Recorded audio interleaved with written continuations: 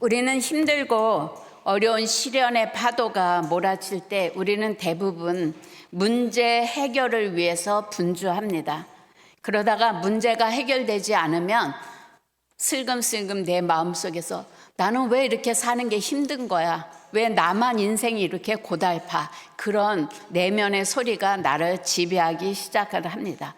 그리고 조금 더 지나가다가 언제쯤 내 인생은 고난이 끝날까? 이런 질문이 소음처럼 우리의 영혼을 계속 맴돌게 돼 있습니다. 그런데 오늘 시편 62편의 다윗은 가장 힘들고 어려운 순간에 도리어 침묵이라는 자세를 견지하는 모습을 봅니다. 우리는 문제가 생기면 즉각적으로 반응하고 해결해야 하고 그것이 하나님의 응답이고 축복이라고 그렇게 생각을 합니다. 근데 성경의 원리는 우리의 생각과는 다릅니다. 진정한 힘은 분주한 움직임이 아니라 잠잠히 머무름에서 나옵니다. 오늘 본문은 우리가 고난 중에 무엇을 의지하지 말아야 하고 무엇에 집중해야 하는지를 분명히 교훈해 주고 있습니다. 시편의 다수는 다윗이 고난 가운데 있을 때 기록한 시입니다. 고난 속에서 경험한 고통, 감정 이런 것들이 그의 시에 잘 드러나 있습니다. 또한 그러한 상황 속에서 다윗은 끝내 하나님을 의지하고 확신 가운데 찬양하는 모습이 가득한 시편을 보게 됩니다. 오늘 교동문과도 같은데 다윗이 시편 62편에서 고난 가운데 있었음을 상황적으로 잘 표현해 주고 있습니다. 시편 62편 3절에서 4절입니다. 넘어지는 담과 흔들리는 울타리 같이 사람을 죽이려고 너희가 일제히 공격하기를 언제까지 하려느냐. 그들이 그를 그의 높은 자리에서 떨어뜨리기만 꾀하고 거짓을 즐겨하니 입으로는 축복이요 속으로는 저주로다. 그의 대적들이 연합해서 공격하고 있음을 알 수가 있습니다. 그리고 다윗을 끌어내리려고 하기 때문에 다윗은 언제 죽을지 모르는 그런 상황을 맞이하고 있습니다. 오늘 이 시편 62편은 다윗이 지은 시이고 그 악장 여두둔이 붙인 곡으로 인도자를 따라서 회중이 부르는 찬양의 곡입니다.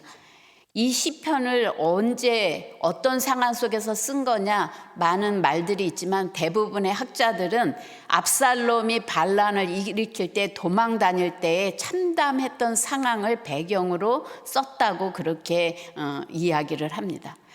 가장 이 시편 62편의 큰 특징은 힘든 상황에서도 다윗은 염려하거나 원망하거나 탄식하지 아니하고 굳건하게 하나님을 신뢰한다는 특징이 있습니다. 시편 62편 1절에서 2절 우리 함께 합독하시겠습니다. 나의 영혼이 잠잠히 하나님만 바라며 나의 구원이 그에게서 나오는도다.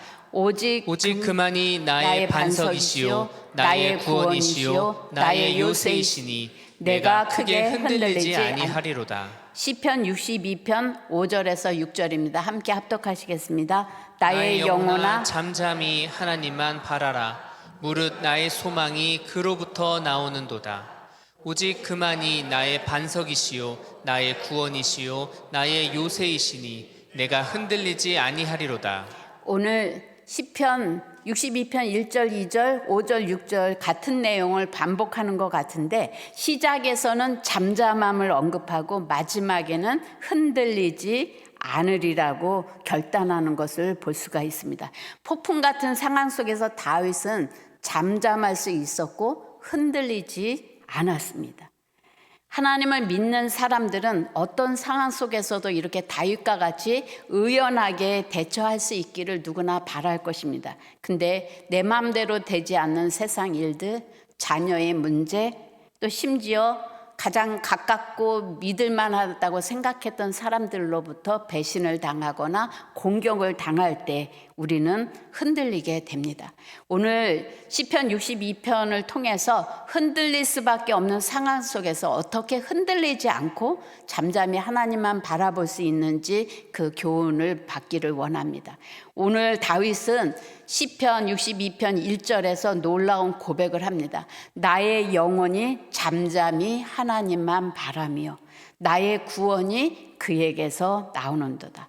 오늘 다윗이 잠잠히 있을 수 있었던 거는 오직 구원이 하나님께로만 올 수 있다고 믿었기 때문에 그렇습니다. 이스라엘 백성이 출애굽을 했을 때 홍해 앞에 이르렀을 때 뒤에서 변심한 바로의 군대가 뒤따라왔습니다. 모세가 두려움에 휩싸여서 이스라엘 백성에게 말한 내용을 보면 출애굽기 14장 13절에서 14절에 너희는 두려워하지 말고 가만히 서서 여호와께서 오늘 너희를 위하여 행하시는 구원을 보라. 너희가 오늘 본 애굽 사람을 영원히 다시 보지 아니하리라. 여호와께서 너희를 위하여 싸우시리니 너희는 가만히 있을지니라. 오늘 가만히 있을 수 없는, 정말 요동할 수밖에 없는 그런 극한 상황에서 모세는 이스라엘 백성들에게 강조하는 게 가만히 서서 가만히 있을지니라. 하나님이 어떻게 우리를 구원하시는지 그 하나님의 놀라운 일들을 바라보라고 권면하고 있는 것을 볼 수가 있습니다. 스가랴 2장 13절에 모든 육체가 여호와 앞에서 잠잠할 것은 여호와께서 그의 거룩한 처소에서 일어나심이니라 하라 하더라. 선지자는 거룩하신 하나님의 임재 앞에서 인간이 할 수 있는 거는 잠잠히 있는 거라는 거죠. 시편 46편 10절 우리 한 목소리로 읽겠습니다. 이르시기를 너희는 가만히 있어 내가 하나님 됨을 알지어다. 내가 문 나라 중에서 높임을 받으리라. 내가 세계 중에서 높임을 받으리라 하시도다. 가만히 있어라는 표현은 내가 나를 위해서 이것을 하고 저것을 해서 내가 하나님 되는 게 아니라는 거예요. 하나님은 스스로 하나님 된다는 것을 이야기하고 있습니다. 우리는 내가 무엇인가를 열심히 해야 하나님이 영광을 받으시고 하나님이 증거된다고 생각하지만 하나님은 여전히 자신을 나타내시고 증거하고 계세요. 하나님은 누구에 의해서 하나님이 되는 게 아니라 하나님 스스로 하나님이세요. 우리는 평소 하나님을 신뢰하는 것 같은데 힘들고 어려운 상황이 되면 잠잠하기가 어렵습니다. 여전히 두려움을 호소하고 불평하고 원망하고 분주하고 혼란스럽습니다. 본문은 잠잠히 하나님을 신뢰한다는 것이 무엇인지를 가르쳐 줍니다. 먼저 잠잠히 하나님을 신뢰한다는 것은 오직 하나님만을 신뢰한다는 뜻이에요. 힘들고 어려운 상황이 내게 닥쳐오지만 하나님이 내 문제를 해결해 주시고 나와 함께 하신다는 신뢰가 있을 때 우리는 잠잠히 하나님이 어떻게 일하시는지를 볼 수가 있습니다. 본문에서 가장 중요한 단어는 만이라는 단어입니다. 1절에서 하나님만, 2절에서 오직 그만이, 5절에서 하나님만, 6절에서 오직 그만이. 이 단어는 오직 분명히 확실하게 그런 뜻을 가진 강조 부사입니다. 이 단어의 반복은 다윗이 신앙의 단호함을 나타내는 문장이라고 볼 수가 있어요. 그러니까 오직 그만이, 오직 하나님만이 나의 신뢰자입니다. 나의 문제 해결자십니다.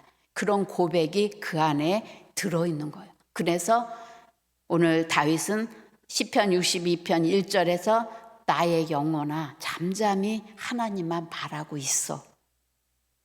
하나님께 대해 나의 영혼이 침묵한다는 거예요. 마치 승리한 군주의 처분만을 기다리는 패장처럼 다윗이 하나님 앞에서 내가 할 수 있는 게 아무것도 없기에 완전히 굴복하고 항복한 상태로 오직 하나님만 바라보는 상태를 나의 영혼이 잠잠히 하나님만 바라며. 지금 내 생명이 언제 끝날지 몰라요. 사랑한다고 믿었던 그 아들이 오히려 왕위를 찬탈하겠다고 자기를 잡아 죽이려 오는 그 참담한 상황 속에서 내 영혼아, 잠잠히 하나님만 바라라. 굉장한 신앙의 고백입니다. 시편 62편 2절 우리 한 목소리로 읽겠습니다.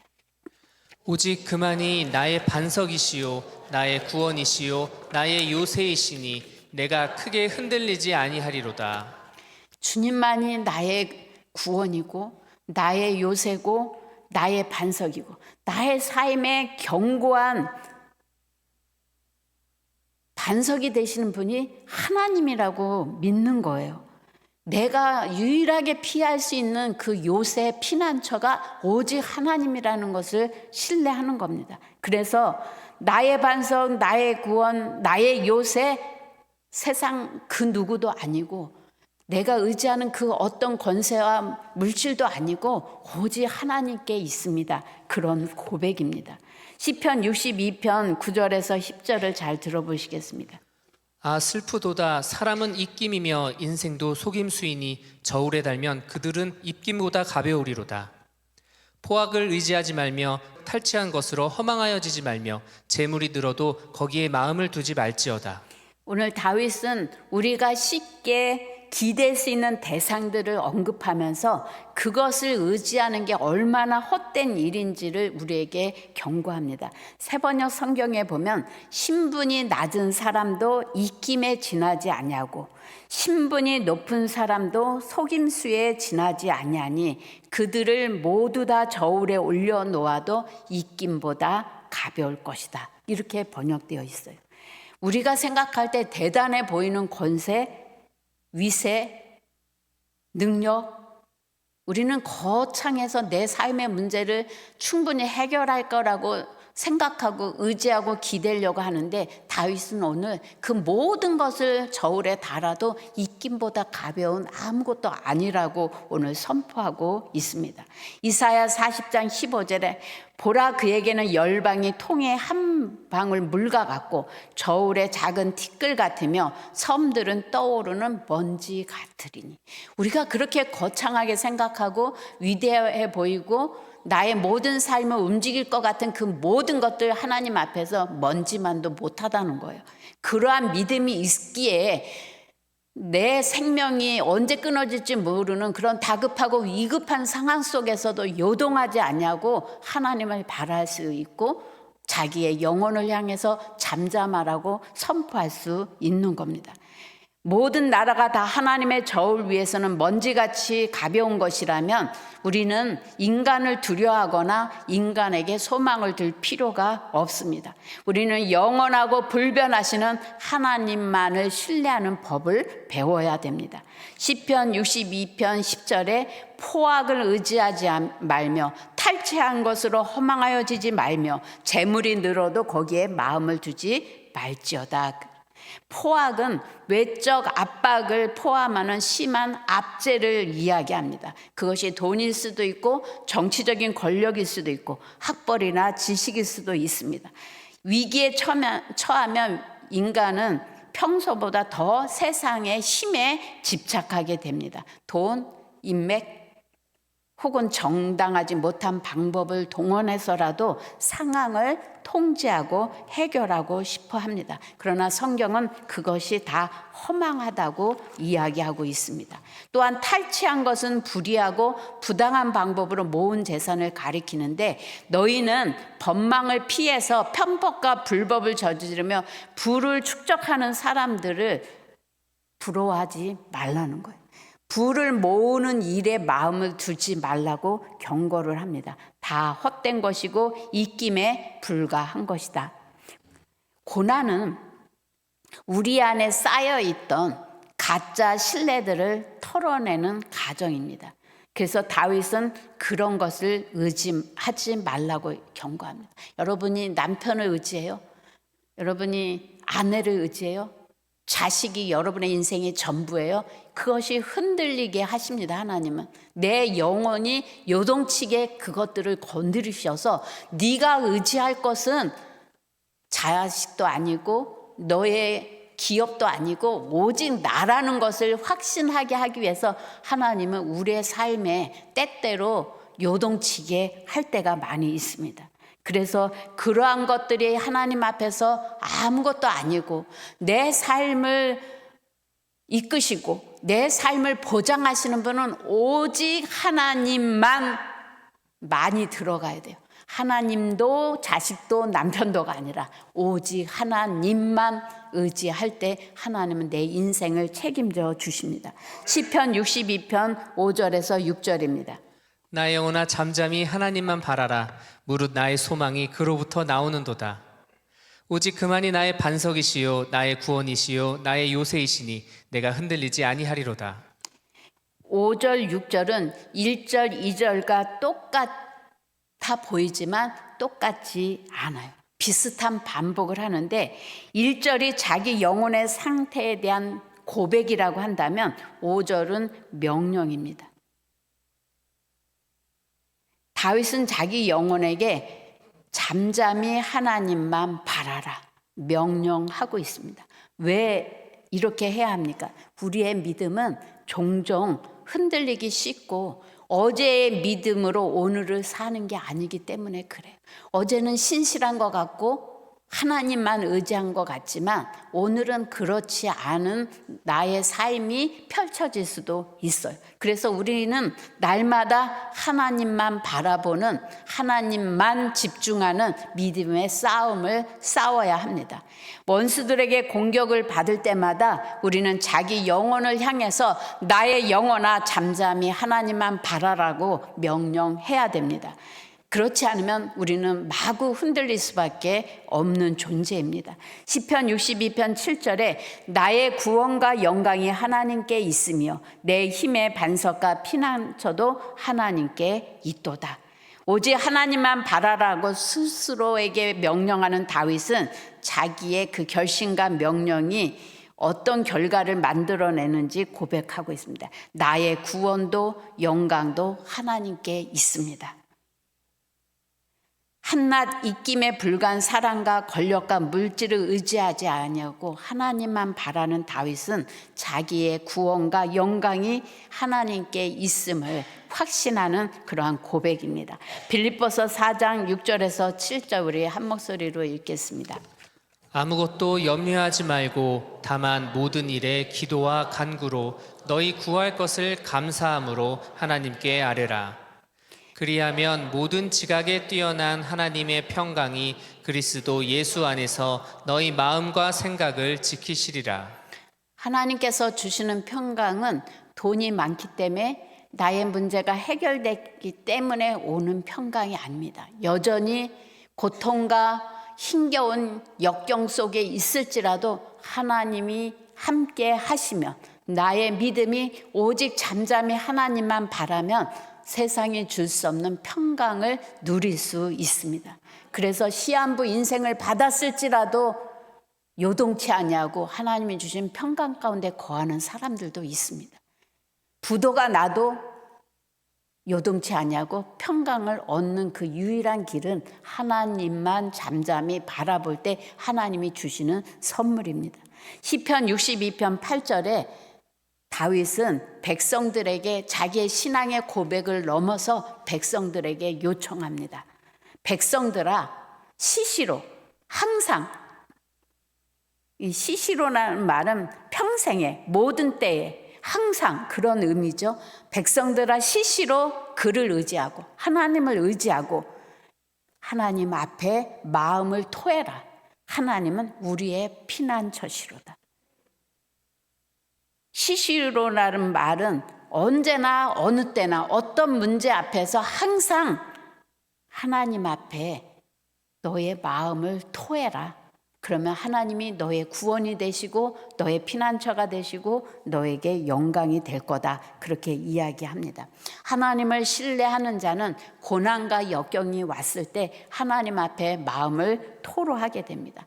우리 다윗도 보면 하나님 언제까지예요? 하나님 너무 힘들어요. 나 죽을 것 같아요. 그렇게 토로하잖아요. 그래도 마지막에 가서는 하나님이 나의 구원이십니다. 나의 반석이십니다. 나의 피난처십니다. 그렇게 고백하는 것처럼 우리의 삶의 고난이 찾아올 때 우리의 마음을 토로하게 되는 거예요.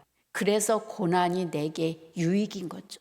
고난을 통해서 나를 들여다볼 수 있고 나의 아픔을, 나의 적나라한 모습들을 하나님 앞에 토로하면서 내가 더 한층 하나님을 바라보고 집중할 수 있기 때문에 하나님께서는 때때로 우리의 삶이 흔들릴 수밖에 없는, 요동칠 수밖에 없는 그런 환경 가운데 우리를 내버려 두실 때가 있어요. 그럴 때 우리는 조급해하거나 불안해하지 말고 하나님을 신뢰하는 믿음을 가지고 잠잠히 하나님이 나를 어떻게 이 위경에서 건지실 것인지, 하나님이 이 고난과 역경을 통해서 나에게 무엇라 말씀하시는지 그 말씀 앞에 귀를 기울이는 여러분들 되시기를 바랍니다. 다윗이 흔들리지 않는 이유는 의지하는 대상이 흔들리지 않기 때문에 그래요. 돈을, 사람을 의지하면 그것들은 흔들려요. 그러나 하나님은 여전히 흔들리지 않기 때문에 내가 흔들리지 않겠습니다. 그렇게 고백합니다. 시편 62편 11절에서 12절입니다. 하나님이 한두 번 하신 말씀을 내가 들었나니 권능은 하나님께 속하였다 하셨도다. 주여, 인자함은 주께 속하오니 주께서 각 사람이 행한 대로 갚으심이니이다. 다윗이 하나님께서 하신 말씀을 들었어요. 그래서 하나님에 대한 가장 중요한 두 가지를 발견을 했는데, 하나는 권능이 하나님께 속했다는 거예요. 사장이, 대통령이, 트럼프가 이 세계를 움직이고 이끄는 것 같지만 하나님이 권능의 하나님이라는 거예요. 하나님의 허락하신 범위 안에서 그들이 권세와 능력을 발휘할 뿐이지 하나님이 거두시면 입김에 불과하다는 거예요. 다윗이 고난 중에 흔들리지 않았던 두 번째 의지는 권능만 계신 게 아니라 인자함이 하나님께 속해 있다는 거예요. 하나님은 강하시지만 그 하나님은 또한 인자가 많으신 사랑의 하나님이시라는 그 근거 때문에 하나님만 의지하고 흔들리지 않게 됐다고 그렇게 고백하고 있습니다. 기술이 발달하고 지식이 많아지고 물질이 풍요로워진 오늘날 우리는 문제에 대한 해답을 하나님이 아닌 다른 것에서 얻으려고 합니다. 흔들리지 않으시는 능력과 사랑의 하나님을 주목하고 그분을 신뢰할 때 우리는 요동하지 않는 신앙의 태도를 가질 수가 있습니다. 선지자 예레미야는 예루살렘의 멸망을 보면서 고통의 시간을 지날 때, 오늘 예레미야애가 3장 20절에서 26절까지 보면 소망을 갖고 있어요. 내 마음이 그것을 기억하고 내가 낙심이 되거나, 우리도 그렇죠. 문제가 발생되면 낙심이 되죠. 이것을 내가 내 마음에 담아두었더니 그것이 오히려 나의 소망이 되었사오며, 문제를, 아픔을, 흔들리는 요동하는 내 마음을 하나님께 소망을 두고 소망으로 바꿨어요. 여호와의 인자와 긍휼이 무궁하시기 때문에 결코 우리를 진멸하지 아니할 거다. 이것들이 아침마다 새로우니 주의 성실이 크시도소이다. 내 심령에 이르기를 여호와는 나의 기업이시니 그러므로 내가 그를 바라리라 하도다. 기다리는 자들에게나 구하는 영혼들에게 여호와는 선하시도다. 사람이 여호와의 구원을 바라고 잠잠히 기다림이 좋도다. 저도 암 투병하면서 요양원에서 그 산상 기도를 이제 매일 새벽마다 가서 할 때 제가 부른 찬양은 선하신 하나님이에요. 나는 지금 이해할 수 없고 이런 고통 속에 있고 버림받은 것 같고 언제 끝날지 모르는 투병의 기간이지만 하나님이 나를 향하신 선하신 계획이 있다는 것을 믿습니다. 하나님은 참 선하시다. 그 찬양이 그렇게 제 영혼에서 울려 퍼져서 그 찬양만 그렇게 불렀어요. 근데 정말 너무너무 감사하고 선물이라고 생각이 되어지는 그 평강이 제 안에 있었거든요. 그래서 넉넉히 이길 수 있는 힘을 주셨고, 고난이 내게 유익이라 하는 말이 그냥 지나가는 한 문장이 아니라 내 삶을 통해서 터득한 말씀으로 제가 저장될 수 있었던 비결이 바로 그것이거든요. 오늘 흔들리고 요동하는 삶의 문제들은 끊임없이 우리의 주변에서 우후죽순과 같이 생겨나고 사라지고 하지만, 변함없는 하나님을 우리가 붙잡고 있을 때 어떤 문제도 우리는 넉넉히 이길 수 있는 힘과 은혜와 능력을 하나님께서 공급해 주십니다. 시편 62편 11절, 하나님이 한두 번 하신 말씀을 내가 들었나니 권능은 하나님께 속하였다. 다윗은 고난 중에 하나님께 귀를 기울였어요. 그래서 하나님의 음성을 들었어요. 그래서 하나님을 인격적으로 만난 경험이 세상을 넉넉히 이길 수 있는 힘과 용기를 받게 된 거죠. 시편 62편 12절에 주여 인자함은 주께 속하오니 주께서 각 사람이 행한 대로 갚으심이니이다. 고난이 길어지면 우리는 하나님이 나를 잊으셨나? 그런 의구심에 빠지기 쉽지만, 하나님은 우리의 눈물과 인내를 반드시 기억하시고 갚아주시는 분입니다. 역경은 인격이 형성되는 용광로와 같습니다. 하나님은 결과가 아니라 우리가 그 과정들을 얼마나 하나님을 의지하고 감내하면서 나갔는지 그 과정을 지켜보고 계십니다. 그래서 고난 앞에서 우리가 취해야 할 삶의 태도는 잠잠히 하나님만 바라보는 겁니다. 잠잠히 하나님만 바라본다는 것은 무기력한 포기가 아닙니다.